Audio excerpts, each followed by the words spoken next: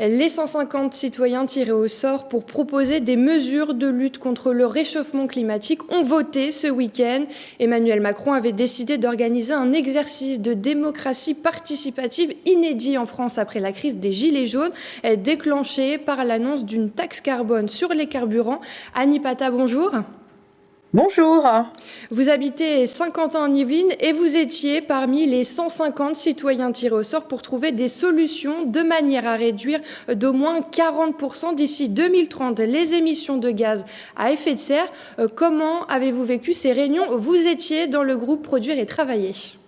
Effectivement, donc c'est, comme vous l'avez très bien dit, cette initiation venant de mouvements de gilets citoyens, de gilets jaunes, et qui a été donc validée par le gouvernement, a vu donc naître la Convention citoyenne qui a débuté le 4 octobre 2019. C'est une expérience très riche et c'est une fierté d'avoir pu participer à la Convention citoyenne pour le climat. Vraiment. Et la finalité de toutes ces réunions, après ce week-end, notamment ces échanges, ces votes, quel est le bilan que vous dressez au lendemain de ces échanges? Le bilan, donc vous l'avez dit, on a travaillé en groupe thématique. Il y avait 5 groupes thématiques. Je fais partie du groupe Produire et Travailler.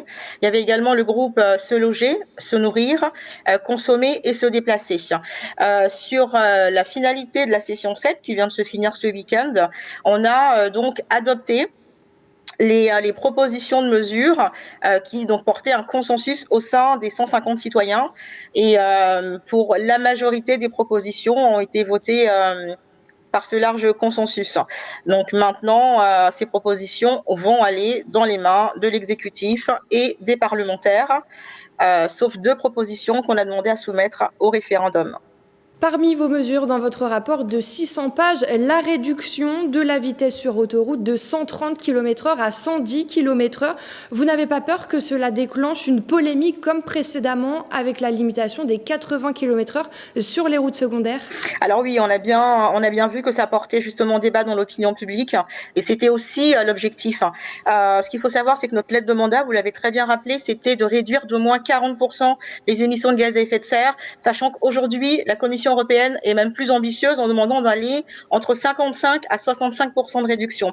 Il faut savoir que se déplacer représente une très forte part de nos émissions de gaz à effet de serre. Et réduire de 130 à 110, on a travaillé avec des experts qu'on a auditionnés, ça s'est pas fait comme cela, réduit effectivement de manière significative la réduction de nos gaz à effet de serre. Donc quand on veut être aussi dans cet objectif des accords de Paris, il faut aussi voir là où on peut réduire réellement nos émissions de gaz à effet de serre. Une autre de vos propositions, adopter une loi créant le crime d'écocide afin de sanctionner une atteinte grave à l'environnement. Pourtant, des propositions de loi pour l'introduction de l'écocide dans le droit pénal français ont été rejetées cette année au Sénat et à l'Assemblée nationale. Qu'attendez-vous? Alors c'est vrai, c'est principalement l'introduction des limites planétaires aujourd'hui qui ne font pas consensus dans le milieu juridique. Et pourtant c'est nécessaire pour notre protection de la biodiversité et de nos écosystèmes. Alors ce qu'on a voulu à travers cette proposition, qui est pratiquement une proposition de loi, c'est qu'on l'a fait partir sur la voie référendaire. Donc on demande à ce que ça soit porté au référendum pour que les Français puissent se saisir de cette question. Les limites planétaires, qu'est-ce que c'est? Ce sont simplement des indicateurs pour nous permettre de savoir à quel niveau on a dépassé un certain seuil et qui nous permet de savoir si on est encore dans une acceptabilité du respect de notre biodiversité et de nos écosystèmes. Donc il va falloir, à travers ce référendum, on puisse nous communiquer, qu'on puisse avoir cette campagne d'information auprès des Français, mais sachez que c'est vraiment un des thèmes qui est porté par la Convention et qui peut aller loin si les Français nous suivent. Quelle peine souhaitez-vous? Quelle peine en termes de sanctions? Oui. En termes de sanctions, alors dans la proposition, il a été demandé la création de ce qu'on appelle une haute autorité, comme une commission judiciaire justement qui va permettre de suivre toutes les demandes liées voilà, au non-respect de ces crimes, entre parenthèses, d'écocide. Donc l'écocide, c'est le crime lié à notre écosystème biodiversité.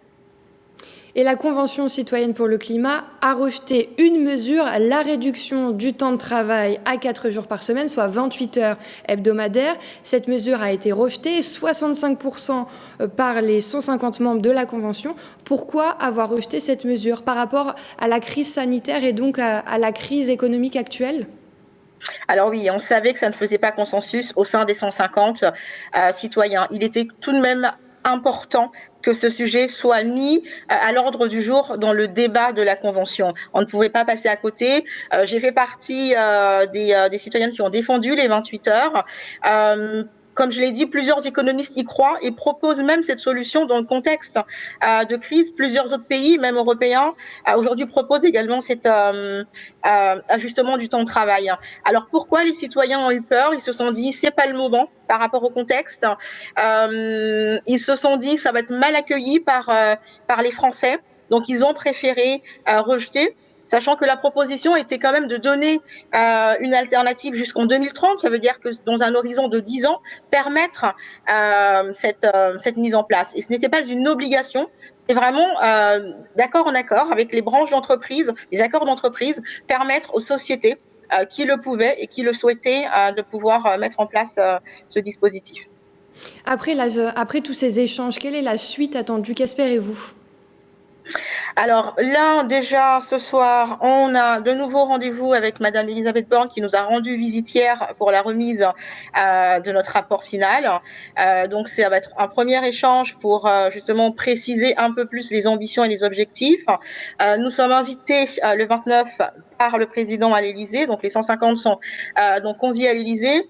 Mais la suite de ça, comme vous l'avez très bien compris, nos propositions ont comme issue trois voies, donc la voie législative, la voie réglementaire ou la voie référendaire. Mais ce qu'on veut vraiment, c'est qu'on a été 150 à travailler, comme je le dis souvent, 150 visages, et on veut vraiment que tous les citoyens français se saisissent de ces propositions, que ce soit au niveau du gouvernement, mais que ce soit des organisations, des ONG, des militants, mais des citoyens lambda. On me sollicite beaucoup en ce moment et j'entends beaucoup d'initiatives qui souhaitent intégrer le citoyen dans les prises de décision, dans la participation délibérative. Et ça, pour moi, c'est une victoire de la Convention citoyenne.